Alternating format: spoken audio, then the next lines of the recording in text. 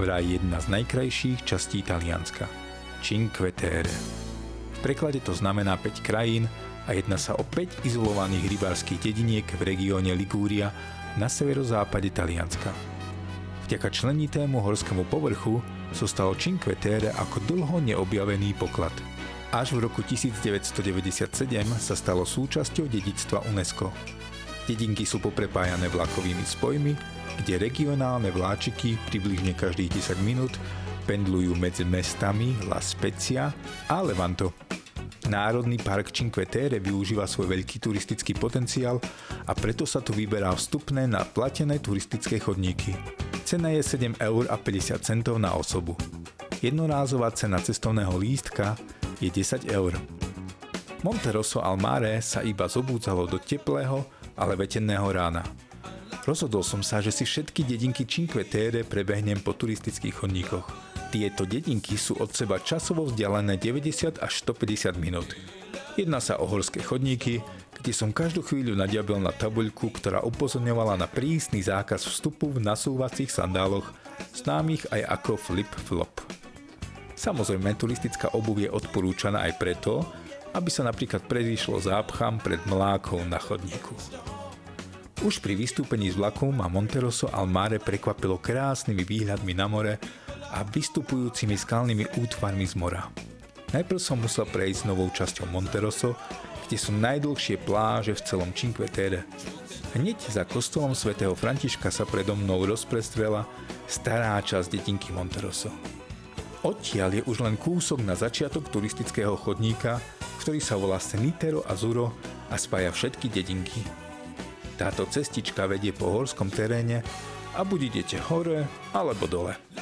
Rovinky veľmi neočakávajte, ale za to budete mať pekné vyhliadky na more, na Monterosso al Mare, ale aj na v poradí druhú dedinku Vernazza.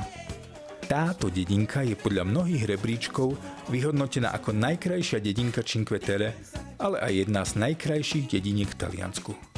Musím len súhlasiť, takéto malebné splynutie rybárskej dedinky s morom hockde nenájdete.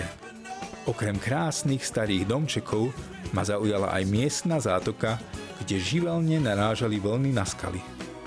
Ako spestrenie bolo pár Indov alebo Pakistancov, ktorí sa snažili vyloviť spadnutý spácák v mori. Po asi 15 minútach to vzdali a išli ďalej.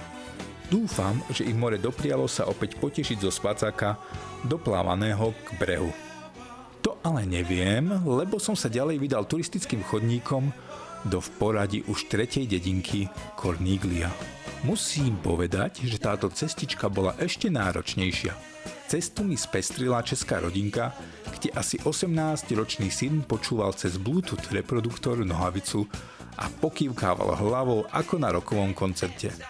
Otec hodnotil, že syn počúva proruského speváka a mama, tá zaostala poriadne ďaleko za svojimi chlapmi a nikomu z nich ani nenapadlo sa za ňou obzrieť. Corniglia je z 5 dediniek Cinque Terre tá najvyššie položená, leží asi 100 metrov nad úrovňou mora a preto si trebalo vyšľapať slušné prevýšenie. V dedinke som si doplnil vodu, kúpil výbornú citrónovú bazalkovú zmrzlinu a doprial som si niekoľkominútový oddych s kochaním sa na more. Ďalšia cieľová dedinka mala byť Manarola. Priamy turistický chodník je ale po zosúvoch pôdy v rekonštrukcii a tak sa tam muselo ísť veľkou obchádzkou. Namiesto 75 minút mi to trvalo 120. To už bolo celkom dosť, aj keď z väčšej časti to bola prechádzka olivovým lesom. Cestička viedla cez dedinku Volastra, ktorej dominanciou je stredoveký kostolík. Táto dedinka má 2 uličky a nedá sa tam zablúdiť. To sa mi už popri strmom klesaní začala ukazovať Manarola so všetkými svojimi krásami. Táto dedinka na mňa pôsobila najpestrejšie, bol tam aj najväčší turistický ruch, ale aj najkrajšia atmosféra. Aj vďaka pánovi umelcovi, ktorý hral na handpan a spieval mantry s výhľadom na Manarolu. Nevedel som odolať a musel som sa aspoň na pol hodiny ponoriť do tejto krásnej energie. Už som si nechcel pokaziť ten krásny dojem a tak som sa rozhodol nepokračovať do poslednej dedinky Cinque Terre s názvom Riomaggiore. Možno na budúce. Ale to si už nechám viac času na vychutnávanie samotných dediniek. Výšľapy po turistických chodníkoch boli pekné, ale asi z jednej dedinky do druhej to úplne stačí. Až tak veľa sa tam nemenilo a ďalšie chodníčky okrem fyzickej aktivity už nič nové nepriniesli. Cinque Terre je právom považované za jedno z najkrajších miest v Taliansku a určite ho odporúčam navštíviť skôr v prvých jarných mesiacoch a nezabudnite, vezmite si poriadnu obuv a nie žabky. Predsa pokuta od 50 do 2500 eur nepoteší nikoho. Rovnako tak ani úraz na turistickom chodníku.